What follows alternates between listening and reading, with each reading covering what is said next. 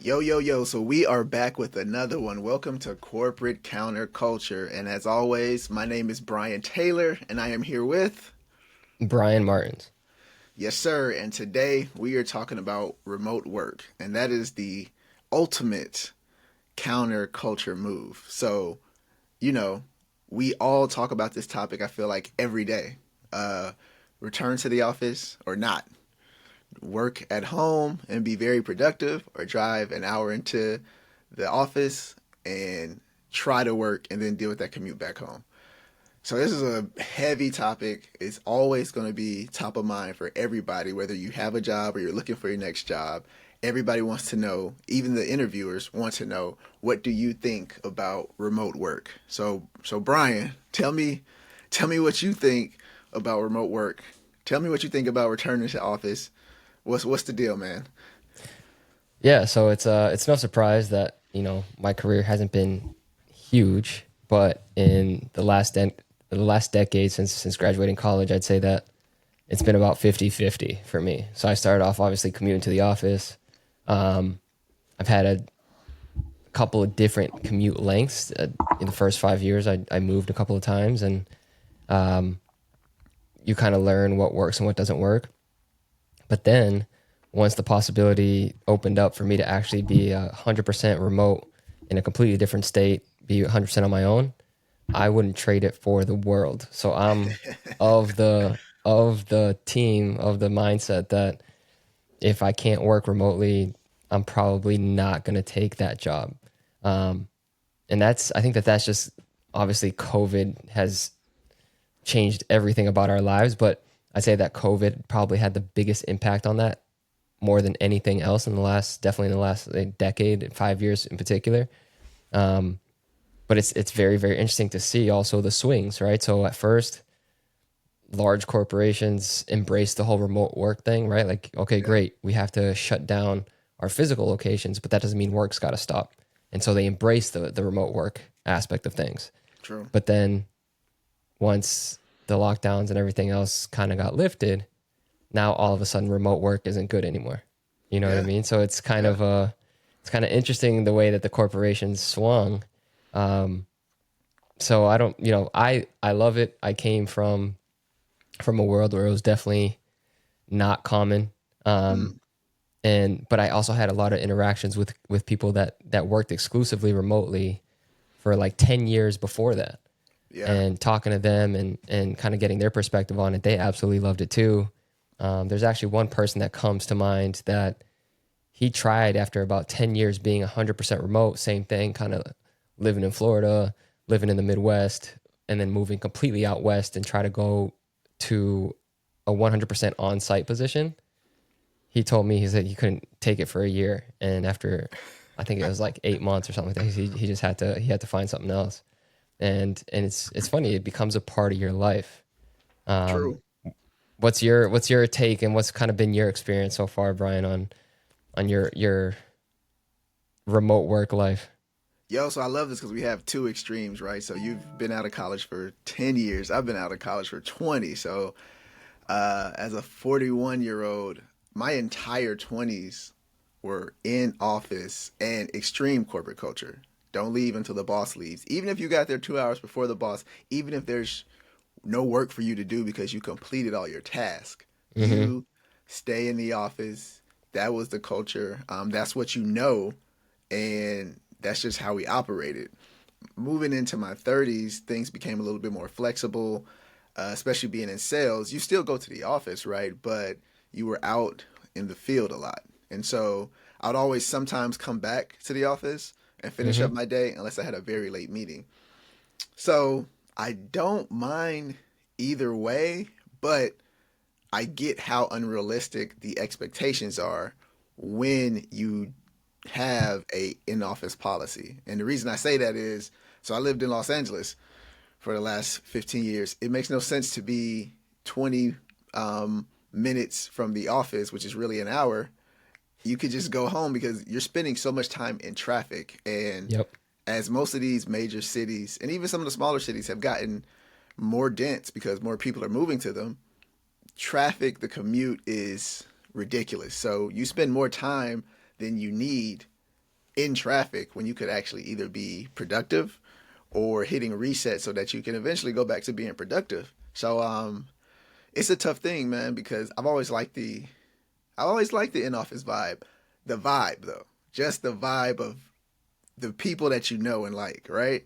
But the culture is the expectations are crazy. If you don't go to the office because you call out sick, or if you're on vacation, or if you leave early for a doctor's appointment, there's always that, oh man, he's not taking work serious. Even though you have legitimate reasons why you're not in the office. You could be in the office for 7 months straight.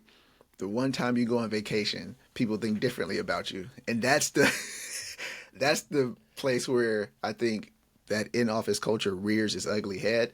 And then again, if you don't want to stay late or do happy hours and stuff. So I think that it's not productive for anyone outside of leadership. That's where I stand on it. I think that it's beneficial to people, especially somebody like me when I'm new in organizations, or if I really have good rapport, I can get a Hmm. lot of things done because I can manipulate my needs, right? Or I can move up in the queue Hmm. on, hey, I need this agreement done sooner, or hey, can you check this out for me?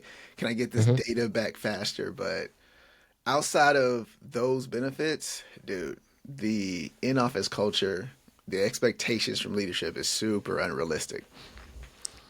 That's a good point. I think that in general, it's just like more eyes on everything else outside of what you actually get done. You know what I Yeah, mean? yeah, that's I true. think that's a good way to kind of sum it up. Like if you are 100% remote, all they see is the quantity and quality of your work. They don't see what time you got to your desk. They don't see what time you left your desk. They don't Hmm. see, how many coffee breaks or phone conversations or whatever that you took throughout the day. They don't see if you left early for a medical reason, left early to pick up your kids, or came in late because your kid had some sort of commitment. Um, what they do see though is, hey, they got these emails out, these deadlines were hit, Yep. and these quotes and sales were made. That's it. And at the end of the day, that's all that really matters. You know what I mean? And then, I do see the other side of the coin where you were saying of being in the office does have some benefits when it comes to, for example, moving up in the queue, really getting somebody's attention, being able to have the freedom and the access to walk into somebody's office and say, hey, can you take a look at this real quick, as opposed to trying to get them on the phone, as opposed to sending them an email or a text message, and ha- them having an ability to essentially ignore you in that particular moment. Not that they're ignoring Yeah. you indefinitely or on purpose or whatever, but in that particular moment, you weren't able to connect with them. So there Yeah. is that flip side, and I did feel that a little bit when I transitioned from an on-site position to a 100% remote position. Mm, However, I think in the grand scheme of things, though, you know, like I alluded to in the beginning, corporations in general just really fought for control and visibility more than anything. yep. I think that, like you were saying, for the leadership in particular, there is value in that, right? Like you, as a team, you're trying to just kind of keep tabs on everybody. If you're part of that leadership group, then you're coordinating and you're bouncing ideas off each other. It's kind of higher level, long term planning that works really well. It's not so much address the next thing, get this next task done right away. So there's different paces too into what you're doing, but also I think there has to be a delicate balance there, because it almost begins to take over in terms of like what the corporations might want and try to extract from their employees Hmm. versus what they actually do get out of that kind of interaction. And they almost let the power or the desire or the control kind of seep into and erode against the actual like culture of, hey, we're all in this together and that type of thing. So I don't know. Sometimes you're like in sales, we say your commission breath, right? But in corporations, like in larger organizations, it's your control breath in a way starts to take over. Yeah. Yeah. No, that's true, man. Another thing, as we talk, that I remember I don't like about the in office culture is personal brand. Mm, It irks me, man, because the idea that you have to become your own cheerleader and you have to overemphasize celebrating is like an in office community thing that kind of negates the idea of performance. You know what I mean? So okay. for me, it's like some people are really good at the job. I remember being in spaces where we were all really good, but I may be more of an extrovert in a work setting than somebody else. Hmm. And so people would take a liking to me, or leadership would take a liking to me, and they say, "Oh man, you did an awesome job. How did you do this?" And I say, "Oh, dude, I got that information from Neil, or I talked to Bryan, or whoever." And they, really? I'm like, "Yeah, he presented that 2 weeks ago." Yeah, But because that guy just sticks to himself, he does his job. You know, he comes to work and then he goes home. Nobody really takes into account how good this person is. It's like Mike Trout. Like Mike Trout plays for the Anaheim Angels, awesome, phenomenal baseball player. But if you look at him versus Bryce Harper, who flips his hair and you know what I mean, like it's like a stud, look like Zach from Saved by the Bell. It feels like he's the better player just because of sure. his presence and all that type of stuff. And man, it never set well with me because also the more they like you, the more work you get, the more extra projects, the more people want to work with you, which is a good thing, but also it makes it hard to maintain that idea of what people are thinking about you, which isn't aligned to your goals, like we talked about on our previous segment. Your key performance indicators, none of those metrics are aligned to people wanting you to be on a project with them. And so it just gets stretched too far, in my opinion. That whole idea of personal brand, where now, like you said, hey, the work's done. We remove the personality from the performance, and now we're looking at data. And I think that is way more important than who you necessarily like or don't like inside the office setting. That's a good point. I think, in a way, you're also describing like avoiding or being or succumbing to like office politics in a way too, right? Yeah, So, yeah. sometimes you might get dragged into a conversation or a topic or get generalized into a group that you might not really be in alignment with or might not even have initially intended to be a part of, Yeah. but because on a particular day during a particular event, somebody noticed that you were one of the few that were there, whatever might be the case. That whole thing too is another thing that is just not doesn't go well with my personality. You know what I mean? Yeah. Like, again, a personal thing. It's a personal thing for a lot of people. A lot of people prefer being in the office and having some sort of structure and having a time in and a time out and Mm-hmm. having a 12 o'clock lunch that ends at 1 and so forth. So a lot of people function better in a different type of environment. For me, I want to get my work done when I get my work done. Yeah. As long as I can turn around and say, hey, I did it. I just want somebody off my back is really what it is. Bro.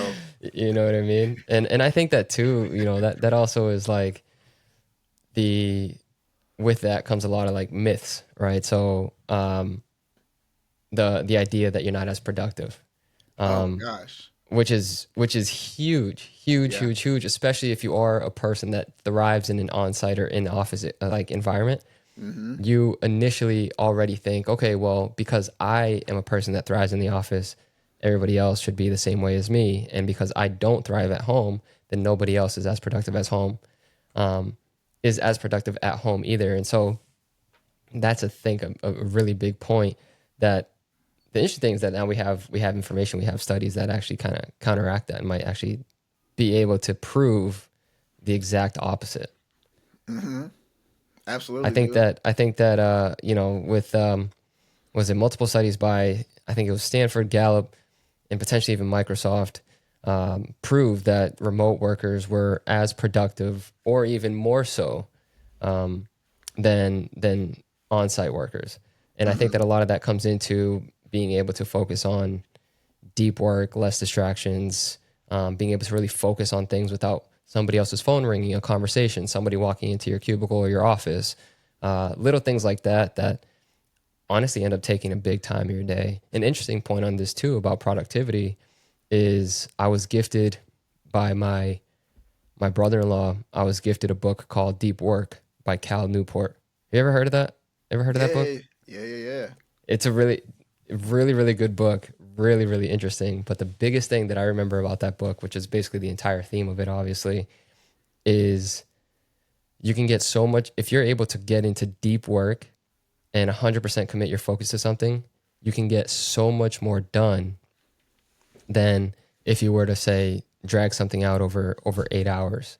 Yeah, yeah. However, the key to be able to make that happen is to have zero distractions, because every single distraction takes you 20 minutes to just get back to the point that you were at before the distraction occurred. So if you're in the middle of an important email and then you take a phone call, from the moment that you hang up that phone call to get back into the train of thought that you were in is 20 minutes. And so it was whatever the time of the phone call plus that 20-minute distraction and so forth. So you could, if you're able to focus on deep work, eliminate distractions, eliminate phone calls, block out time in your calendar, all that stuff, your productivity goes through the roof. You're able to do as much or more in far less time. And then you're able to kind of come back in and say, okay, here are my numbers again. I don't need to be attached to my desk from 8 to 5. And here's why. I think that's the biggest myth that a lot of remote work and a lot of people in our position have been able to essentially combat and misprove. Yeah, I agree with that, man, because dude, I always used to have to preach, man, contribution over quantity, not quality over quantity, just contribution. Because when I was at a couple of companies, they were just so intense on we need people in the office, and I say, dude, the guy doing data, the engineer, none of these people are talking to somebody during the day. They don't need to be here to be in the office just because you want them in the office. People, people in sales and certain work, we're chatty, so we're taking coffee breaks and we're talking to everybody. But a lot of these people have time and they compress so much into their time. They don't really talk to people, or their work doesn't require them to communicate with others outside of emails and chats. So for sure, they should be at home, like automatically. And then when you get into salespeople, now with everybody else having way more types of work within their scope since COVID, you can't just commit to being in an office because so many people in different time zones, different decision makers, there's so many different ways you need to communicate that an office would just tie you down. And it's not beneficial because you're trying to, like, we're past the days of people being able to block out the noise in the background of the office. Now people are just like they can't take it. If you're at a Starbucks, if you're outside, if you're in an office and it's loud, they just can't take the noise in the background anymore. So yeah, we need to have some isolation because I think everybody is in that mode of like I really need to focus, and being in the office space just not it, bro. Yeah, I think that you brought up a good point though. I think that like with positions essentially getting expanded and responsibilities being extended in a certain way where what used to take one person or what used to take two people is now the job description of one particular person. Hmm. That's even more reason for you to have to really focus on your general environment and what works for you and what makes you be as productive as possible. Um, on top of that too is in the world where a single position can amount to what used to be two or three people's different workloads. You also need to focus on employee retention in a way too. So as a corporation, as if I were to be like a business owner, then what do I need to do to limit turnover, reduce my cost of like having to get somebody onboarded, the hiring process, onboarding process, getting them up to speed and actually contributing. By then, I'm already in the hole tens of thousands, if not hundreds of thousands of dollars.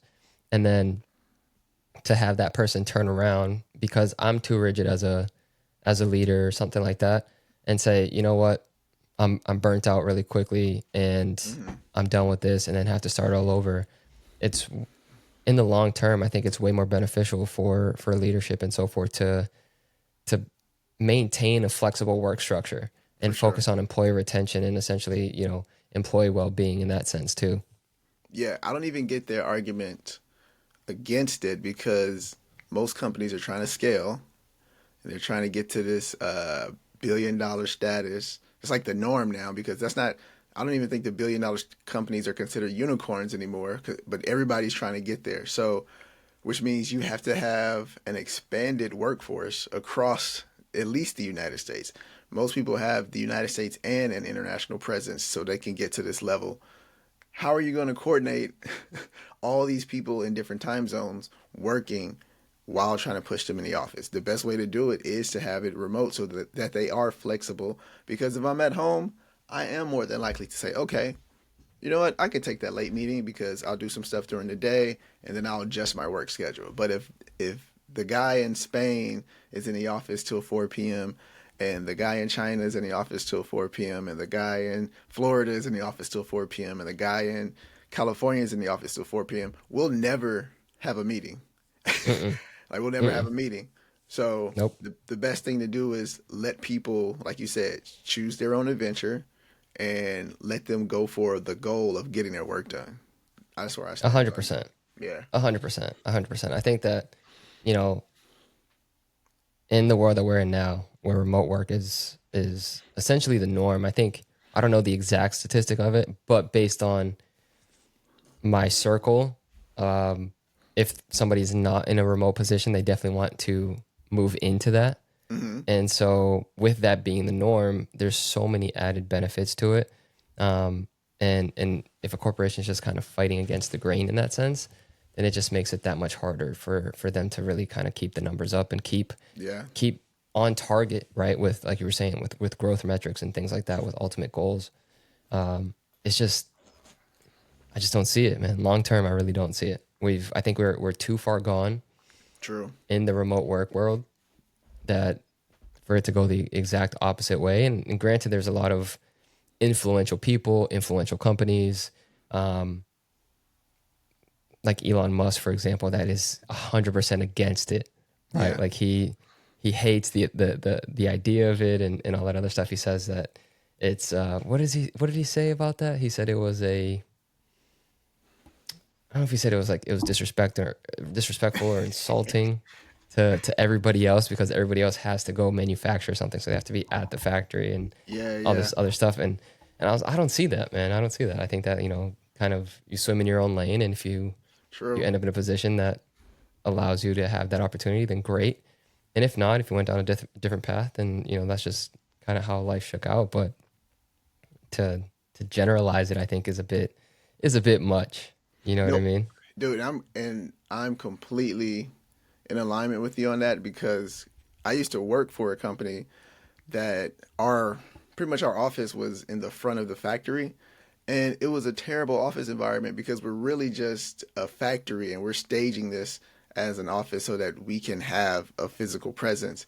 And it was always too hot or too old or things didn't work, but we couldn't stop and get things fixed because it would slow down production.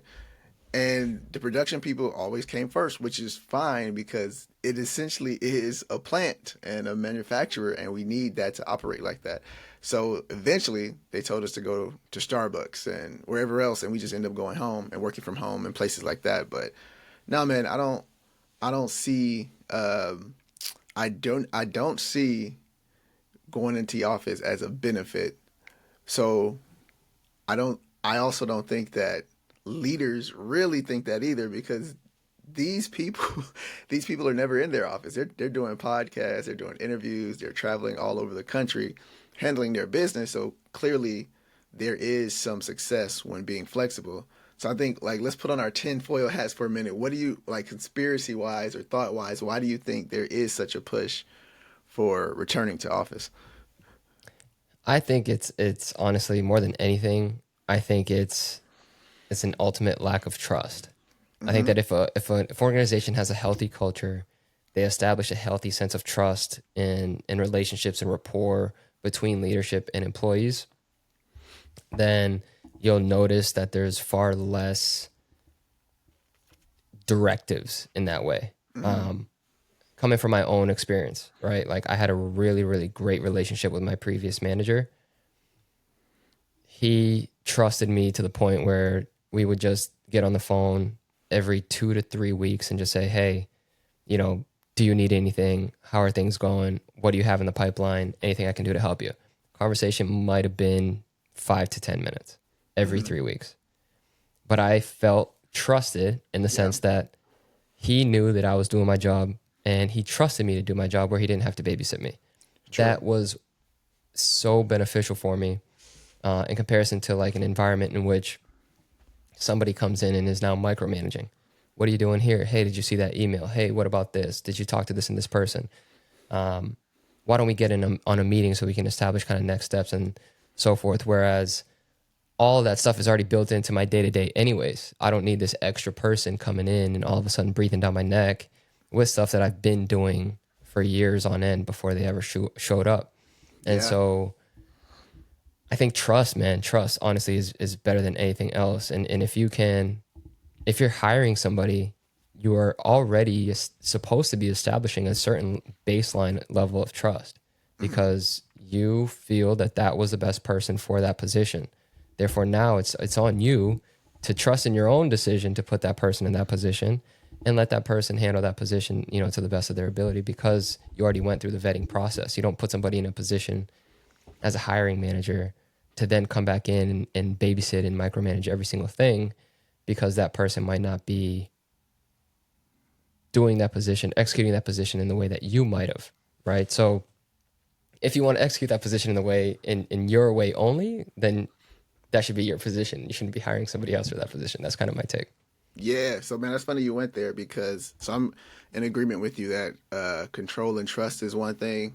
I won't say what company it was, but I was at one point on a human capital committee, and we just had people who weren't happy. They were leaving, and so I created this quote and kind of a baseline to have leadership measure their process and how they approached everything with. And it was what was it? How did I put it? It was we hire for speed of execution, and then we hinder for observation of efforts. Like basically, like yo, this guy's gonna be a rocket ship. He's gonna be a rock star. He's gonna be bringing all this revenue, or he's gonna be able to have this throughput. And then we literally slow them down based on, wait, I want to know what you're doing. I want to see how you do it, and I want you to report to me after you do it, and let's unpack it. Even though I don't need to report this up to anybody, I just want to know so that I can know for myself that it was done. Even though you can send me an email, or even though I can look at your results, even though I can Yep. check Salesforce, like we hinder people based on observation of effort, and it's such a programming that we haven't uh, de- de- deleted out of our mind that it Hmm. it creates an environment that people just don't want to work in. It's, I think, dude, it's so interesting because I really think that like one of the best people to talk about culture and so forth is Simon Sinek. And one of the biggest things that he really harps on Hmm. is the fact that if you're not enabling a person to do it on their own, you're just getting in the way.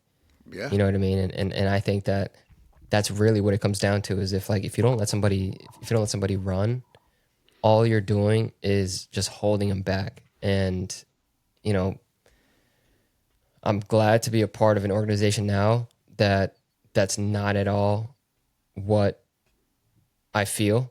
Hmm. But at the when I came on board, I was very very open about that too, though, right? Yeah. Because like it has to be a marriage in a way. Like if you're going to be in the world that we're in, if you're going to be a full time employee of an organization, it has to be a fit for you as much as you're a fit for the company.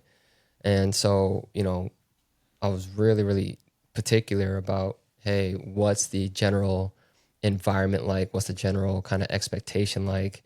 How do you function? I was talking to my manager at the time. How do you function as a manager? What do you expect from your direct reports and so forth? And I was very very happy to learn that what we discussed in my interview was exactly what ended up happening. And I think that that really solidified the fact of like, okay, great, I made a great move. I'm very comfortable in my decision to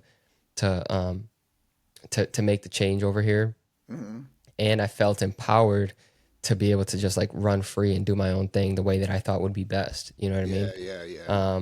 So that's like that again, employee retention and also just like letting an employee do their best, man. It's what you're saying. If you're micromanaging, you're just hindering them, you're just slowing them down You're because slowing all of them a sudden they down, can't bro. focus on the task at hand. They need to focus on how they're going to do the task at hand while describing it to you. It's two different things. Yeah, yeah. It's weird because on your resume, it's like just show me the results, and then you get to these companies that want your results, but they spend so much time asking you to show me the work, show me the work, show me the work. Yeah. Like, oh, I would do it this way, and it's like, oh, okay. Well, I won the account, so what do you Yeah, exactly. At the end of what the do you day, want what's me the to problem do? here? Yeah, yeah. You know what I think is another. I don't know if it's unspoken, but kind of a spoken unspoken thing. I think that a lot of these companies, I don't know how, but I feel like they're in bed. This is my tinfoil hat, of course, but I feel like they're in bed with cities, or because cities and capitalism play so much of a marriage to themselves, where we've developed every city for commercial real estate. And then so now I'm sure they get some type of kickback or some incentive to have people there, because now, hey, if we get you in this office building, then we can have this Chipotle down the way, then we can have the shopping center down the way, because now there's going to be thousands of people coming through this part of the city and working here, and we create this economy around this, which is fine. But a lot of the a lot of the issues with return to work is they didn't hire people around those areas. Right. You know what I mean? Like nobody Yep. is in the business of developing talent anymore. So they say, let's just go get the guy with the results. Oh, but he lives 2 hours away or in another state, or he doesn't need to come in the office. And now the issue is, well, we want you to come to the office. And it's like, cool, just hire people within 5 to 10 minute driving of the office, and your That's right. problem is solved. They don't want to do that, and that's where I kind of feel like, hey, these are adults, these are smart people. That would make more sense to just hire people so close to those offices where this isn't a conversation. But since they're chasing capitalism and want high performing talent, they just get the talent. But I think also because you're in bed, you have this long term lease, and you're getting these kickbacks from the city. Now you're just trying to play ball with the city, and now you're stuck, because I think COVID was a clear sign. Oh, you don't care that we work at home. You actually don't care. But I think the cities came back and were like, hey, we're losing revenue. So either you're going to pay the bill, or you're going to help us create the revenue to fill that gap. And I think that's where we really kind of get tricky. I don't know, but that's where I feel like the biggest unspoken is right now. Yeah, I'd agree with that. But I mean, also too, though, it's like, it's don't hate the player, hate the game in a Yeah, way. true, true. So, you know, great, you created this environment where working from home works. Working from home is totally acceptable. As long as you get your work done, we don't care. Mm-hmm. Great. Those are the rules of engagement. Yep. And then somebody capitalizes that. The employee capitalizes on that and says, you know what? For me, for example, I don't want to live in the Northeast. Taxes are high. Property prices are high. Mm-hmm. My commute is long. I want to go south. I enjoy warmer weather. I like not paying state tax, and I want to upgrade my home. Fine. Okay. It's totally acceptable now. 2 years, 3 years, 4 years down the line, all of a sudden, remember those rules that worked out real great, in 2020 and 2021? Yeah, those rules don't apply anymore. So now you need to come back in. And it's like, wait a second. I was totally within my rights. You signed off on it. We Mm-hmm. were all on the same page. And now you're shifting the goalpost in a way. So Yeah. because I was able to capitalize, now I'm in trouble. You know what I mean? So it's one of those things where it's just not fair. I do agree with your tinfoil hat conspiracy in a way, in the sense of like, you know, the properties and the maybe even like tax write-offs with certain leases and building rents and things like that. Um, the overall like economy in a particular city, right? Just because, like you said, you add a Chipotle, you add a Starbucks, you add a Walgreens or something like that, all of a sudden you need gas stations. All of a sudden you need, more infrastructure or parking lots or parking garages, whatever. All that Yeah. makes Yeah. total sense. Um, but it's hard, man. You can't expect people to uproot their lives, uproot their families just because of, you decided all of a sudden it doesn't work anymore. So it is it's a double-edged sword, man. It's a double-edged sword. There's two ways to look at it. You know what I mean? Like I always try to play in my mind, I always try to play devil's advocate in the sense of, hey, I can see it from my side because I'm an employee, but if I were a Hmm. business owner, if I were the CEO of an organization, let me see it from their perspective. Let me understand kind of where they're coming from. And I've been typically good at that, but Yeah. for real, it's at the end of the day, I'm still the employee, so I still have to do what's best for me. You know what I Yeah. mean? So it's Yeah. difficult. Yeah. It really is. It's a difficult thing. No, for sure. Cause and that's where I think that commercial real estate via capitalism and city planning come into play because yo, if that was a small business there, then it's self-explanatory why the coffee shop needs you to come into the office. You know what I Yeah. mean? Yeah. Or the shoe or the laundromat or the restaurant or anything else where there's physically people in the community. So Mm-hmm. I think that we've built for commercialism instead of community. And this return to office thing kind of for me is triggering because I don't know if you probably weren't working when I remember the switch to unlimited PTO. I remember when people started. Oh no. No, no, So no. That was new to me. yeah, so think about what happens. Okay, so think about it. When there's no unlimited PTO, what's the alternative? You have PTO, right? Mm-hmm. So when people would quit or get let go, you had all this accrued PTO because people don't take off from work. Yep. So you at least get paid out for the work that you did and that you didn't utilize. With unlimited PTO, there is no accrual, so they don't owe you anything. No one told you not to take those 2 weeks of vacation.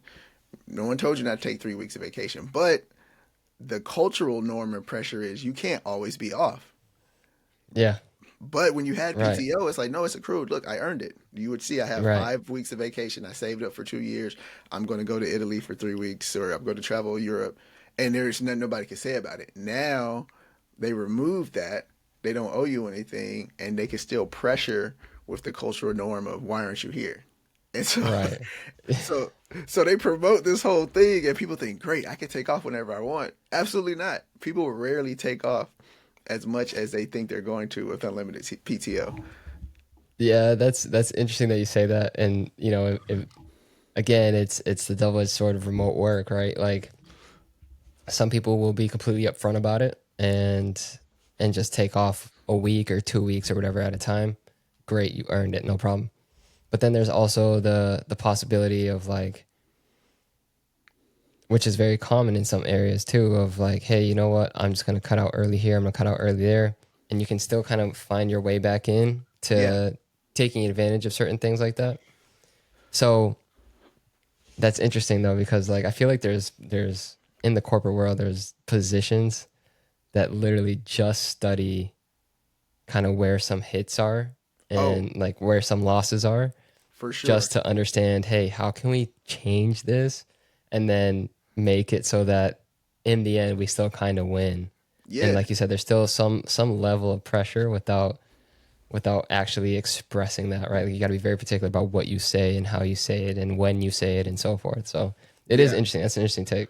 Nah, for sure, bro. And I think being at three different organizations in sales, I would always say, why do we have to sign this sales compensation again? Like, what's changing? Like, what Mm, if it worked last year? Why are we? What are we adding or changing? How come it can't just be a continuum from when you started? yeah, that's true. That's Right? Like, true. what? Every year, like, wait, you adjusted this or that. It's because they get to say, hey, if we do this, oh, this guy cracked us over the head last year. So if we do Yeah, one thing, he can go from 400 to 250. yeah. And then they can say, hey, you know how it is, man.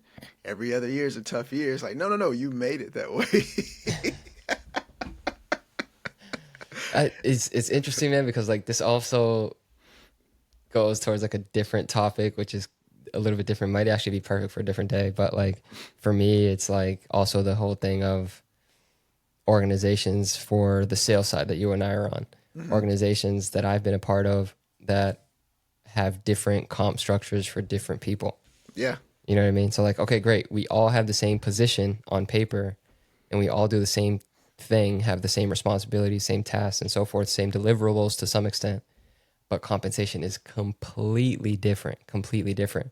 And I only, for example, I only learned of this after I was gone and kind of, hey, how's it going? Haven't talked to you in a while. Hope all is well. Just kind of checking in with some previous coworkers. And you get on the topic of comps and stuff like that. And what I've learned is like, I thought I was earning one way and they were earning something completely Bro. different. You know what I mean? And it's like, okay, let's keep it on the DL so that, nobody else knows and this and that. And it's refreshing. Honestly, it's refreshing for me to just like say, we're all on the same comp plan. Like everybody's very open about it. Yeah. Hey, this is how you get paid out. Look, this is a W for us because we're gonna split it this way and that way. And this is how your compensation for this particular project is going to work out, and you can have open conversations and open strategies without fear of exposing something that might have been specific to you or something like that. So I think that it's Yeah. it's so refreshing, man. I think that that's actually something really really cool about the organization that we're in right now is the fact Hmm. that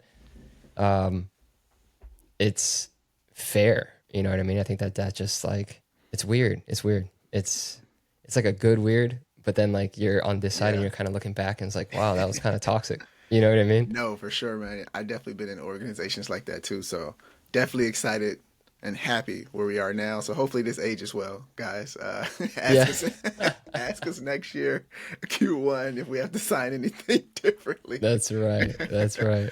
But No, yeah, I think we're in a great spot, man. I think it finally, from the stories that I've heard, yeah. there's been some ups and downs and changes, but like I feel Hmm. like they've settled and kind of really reached something that works for everybody. No, no, for sure, man. But like, let's go back to return to office because we could, yeah, Yeah, no, we could send it to that's a another. whole separate topic, whole separate topic. But like I think at the end of the day for me, right? Like what works Mhm. for me is flexibility, understanding what times work best for me. Like when like I mentioned deep work earlier, I'm the Yeah. type of person that like after I have lunch, if I have a good lunch, if I had no meetings, I'm somebody that thrives in the afternoon more so than in the morning. I'm not a morning Hmm. person at all. So I know that like some of the best work that I'll do, like where I can really kind of focus in and get really caught up and not caught up, but really like ahead on the next day is from like 3 to 5:30, maybe 3 to 6 p.m. Absolutely. And it's like if I was at an office, people would just be like, okay, well, this guy's coming in late at 9 a.m. Or wow, Brian's staying late till 6. But at the end of the day, it's like that's just my what makes me thrive. And then Yeah. also too, having the freedom to create my own space. Like my house has been like I've been working on a few different projects in my house and stuff like that, and like completely deconstructing one office, trying to build up another office, and then being in a temporary setting. I've didn't realize how much that affected me until I was in it, and I was like, man, like I can't wait to get back into like a structure. You know what I Yeah. mean? Like I really thrived in like having my space, being able to close the door and being completely zoned out, being able to close the door and like everybody know, okay, Brian's in his office and don't bother him. He's doing this, he's doing that. I I finally, am like happy to make that realization. You know Hmm. what I mean? How does it work for you? Like when do you thrive? What structure or location works best for you to get your like the best work out? Yeah, yeah. So for me, it's location and then it's also energy. So I go back and forth. I think that in the morning, location is super key because I thrive better in the afternoon, like you. So when it's a ton of Zoom calls and you got to get just some stuff you just have to get through in the morning, I like to be in my office setting, super formal, clean space, simple space, but feel like an office, be able to power through that portion of the day. And then after that, man, creatively, when I know it's just me, I can move around. I could maybe go to a different setting. I may go to a coffee shop and I can just hammer out stuff. I put my headphones in and I could just hammer out work, bro. And then some days, yeah, it's just, you know what? Just deep work in the office. But I go back and forth between the office setting and trying to get out of the house. But the reason my motivation for getting out of the house is this, because the one thing about remote work that we have to kind of start getting into a rhythm of is we need just an automatic 5 or 20 minute, 30-minute blocks in between Zoom calls. And I think right now everybody is just in their section of trying to get their stuff done for the day, where you just end up back to back to back to back. So I almost need to hit reset sometimes. But that's the only reason I really need to change locations. If I have a free day where I'm just doing work, oh, dude, I can sit in the office all day and have a blast, listen to music, do my work, and be so productive. Because the one thing with sales, we can only get so far down the line before we have to include other people, which Hmm. consistently slows us down. Yeah. So an 8 hour day, we may hammer out 4 hours of work, and then there's nothing you can do for that particular project for the next 3 days. And so you go Hmm. to, all right, cool, cold calling, or I'm gonna do some other stuff, which is a lot more flexible. But the deep work, you can really be productive in the right office setting. So I definitely like to build my own space. As you can see, I got my hats, my inspiration, Palm Springs back here, a couple of quotes. So yeah, man, location, location, location. It's so important, man. Like honestly, it's funny because it's one of the things that talking to someone like my older colleagues and stuff like that, it's just like little things about having somebody see when you come and go. You get home court advantage every day for no matter what you're doing. You Yeah, know, like I feel really good about being able to cook my own lunch almost on a daily basis. I'll be cooking my own lunch. Um, Coffee, it's not just like for okay, sure. K cups or kind of these ready mades or whatever. Like it's like okay, no, I'm actually gonna brew a cup of coffee just for me. Yeah. Um, all those things are like these small little subtle benefits that Hmm. just like when somebody says, "All right, let's go back to the office," I'm like, "No, thanks." You know what I Nah. mean? So it's I don't know, man. It's just it's so important to be able to have that healthy environment. Like that environment is yours from start to finish. Yeah. And if it doesn't work, great, change it. You know what I mean? Like I, in my previous office setup, had two style of monitors and I had them in a certain position. I had my laptop in a certain position. And I was like, you know what? This isn't working. Let me change it up. And I completely redid it all and changed the monitors, changed my laptop setup, changed this, changed that. I'm really big on ergonomics. Like I dealt with neck pain and upper back pain Oh for a long gosh. period of time. So I was just Yeah. like, okay, great. I need to change up my desk. I need to change up my keyboard. I need to change up my chair, all that stuff. Whereas if you're in an office, it's like, all right, so and so, I need a new chair. Great. I'll just order Hmm. you one. And you just get what you get. Or, hey, I need my keyboard finally crapped out. I got spilled coffee on it or something. Yeah. Okay, great. Yeah, we have one in the back room over there. Like, let me go get you one. So, like, I dealt with that for a while and then being able to go completely away from that and having complete control over everything that I'm doing and everything that I'm going to be using on a daily basis is such a huge difference, dude. It's so big. It's like again, it's just like all these subtleties Yeah. that add up to a huge benefit for me. That's just Yeah. my own personal take.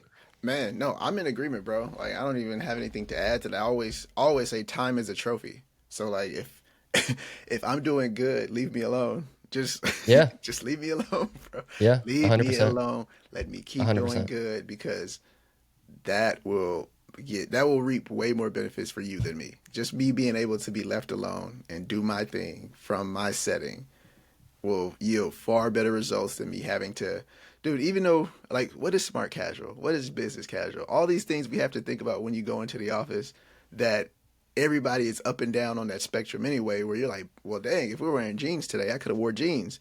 But then this Right. guy's got on a suit. Like, there's no uniformity even within office culture. So if you just give me my time and my space, dude, Yeah, completely I'll happy, I'll bro. I'll give you results. That's exactly it. Give me my time and my space. Leave me alone. I'll come back with results. That's it. That's all that That's matters. it, bro. You know, it's little things too, man. Like even just being able um to fit in that workout and not have it take up an extra, hour, an hour and a half because of you had to factor in commute, getting Oh home, yeah. changing or whatever, or having to, pre-pack your gym bag or whatever so that you hit it on your way home. Mm-hmm. I dealt with all that for a long period of time, and now True. it's like I went the complete opposite way where I built up a home gym, and like Mm. I've gone 5, 6 days without even turning on my car. Yeah. And like if I look back, I'm like, wow, man, it's such a like retaking my time is so important and so valuable. But then even like you were saying, like on the the dress, like the casual dress or whatever versus like being all dressed up in a suit or in a tie or whatever. I think it's interesting to see the expectation versus like what everybody really wants to do. Mm. Everybody Yeah. wants to be in their gym clothes, in their pajamas or Yeah. whatever. Yep. And I always like seeing the videos of Kevin O'Leary where he'll be doing like a news, like he'll be on the news or Yeah. whatever, and then he'll have his own camera set up where he's wearing gym shorts, but he's got the Yeah. the The suit and suit. tie Yeah. up top. Yeah. It's hilarious. I It think I is think that's good. really really funny No, because it's exactly that. Like at the end of the day, he's in his own house. You and know what it I mean? works, man. It And it works. works, man. It works. Like It if it ain't works, broke, bro. don't fix it. You know what I Yeah. mean? Like if you're getting results, don't change it. So I don't know. There's benefits to all of that. And I really think too, um, the overall cultural shift has really taken a lot of the power and putting it on employees more than anything, just because of the way that the hiring process has become. Yep. A lot of people will even like I've seen because I've been helping like friends and family members find jobs and stuff like that. So like I've seen that because people will automatically filter on remote jobs, they will They don't put even in look at. remote, but then like put in the title like this is an on-site position or like in the description like this is an Yeah. on-site. They're I'm like, fishing, wait a man. second, yeah, like that's false advertisement Or right they'll there. You know what I mean? switch in the Yeah, interview process. Yeah. I had that happen one time too. I was interviewing for a position. It said up to 50% travel, and then I showed up. Interview went really well. I was like, man, this would be a great fit. It was going to be a bump in pay. It was going to be a whole bunch of stuff. And then he goes, and I was like, okay, let's talk about travel. What's realistic for you? Is it a week out of the month? Is it 2 weeks out of the month? And he goes, no, no, no. He's like, it's 3 days out of the week. Like it's a 75% travel position. I just didn't want to put that in the description because I didn't want to scare anybody away. And I was like, yeah, that's like a non-starter, dude. Like we Yeah. could have saved ourselves all this time because I would have told you straight up that that's That's not not at all what I'm realistic. interested in. You know Yeah. what I mean? And I hate when they do that, man. yeah, so little things like that too. But again, they know. My point is that like organizations know that the position has to be attractive because if it's not attractive to the people that are looking for it, Mm-hmm. people in general nowadays are more and more picky. You know what True. I mean? So True. True. if everybody knows, if all these organizations know that remote work is like the ideal situation for most people, they're going to find a way to kind of either factor that in or potentially be open to like a hybrid situation Yeah. or just straight up falsely advertise it to just get the applications in and potentially offer somebody a job and kind of convince them otherwise. I don't know. Yeah. No, it's real, man. We're in a space where, like you said, the employees kind of you can choose your own adventure. It's in your hands. Because what I love now to see is when I get on a Zoom call or a Teams call and I'm the only one on camera. I'm like, oh, okay, great. We're back to everybody doing what they're comfortable with instead of having to have a certain look or be on camera. We're back to everybody being comfortable enough to do what they want. Love it. Like let's stay right there. Let's Mm-hmm. I don't want to Mm-hmm. change that. I don't want to have to go back to if you're eating or if you're doing something else, you got to sit on camera and just stop what you're doing. Like I can hear, I can multitask, I can take notes. We're going to have AI record it anyway. It's fine. That's a good point. No, that's a good point. Yeah, it's funny because I was actually part of a meeting not long ago, not within the organization, but like something completely separate. And I wasn't on camera because I was in a public environment. I was getting my oil changed Mm-hmm. actually. and I was just sitting in the background. I was typing in the chat or whatever, and they're like, "Oh well, hey, can you come off camera or whatever?" And I did, and I was like, "Well, I'm in public, you know what I mean? Like, I want to kind of be respectful to you guys for not having to look at everything else that's going around me, but also the people that are walking around, you know what I mean? Like, I don't want to be exposing people to a Zoom meeting that they have nothing to do with, you know Yeah. what I mean? And it was kind of off-putting in a way, you know what I mean? I'm like, okay, great.